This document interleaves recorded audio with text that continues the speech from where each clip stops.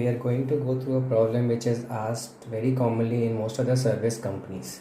So the question says as you need to find the second largest element in a given array of elements. At first, when we see this problem, the naive approach which we think is let us sort the array and just print the second largest based on the sorting.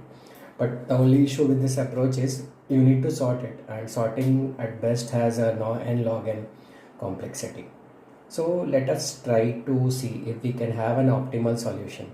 So idea here is we will just maintain two variables called first and second. At the end of our iteration, when we go through each of the elements in the array, we just try to have a logic where we compare the element in the array at that position with the first and second and change accordingly, so that at the end of iteration we are having the variable first which will have the maximum element and the second which will have the second largest element. So we'll just go through the steps.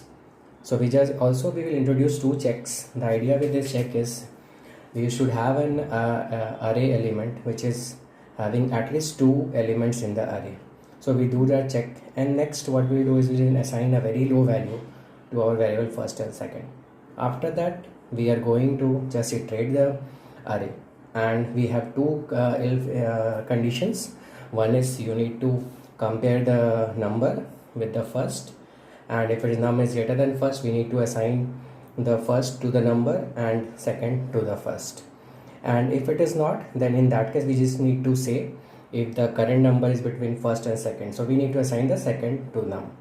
Now with this approach, at the end of the iteration we will have the second largest element in our variable called second, and with this we will return the variable. Also, when you go for product companies, there the question is little twisted, where they ask you find me the kth largest element in the array. So that approach will require a very different solution.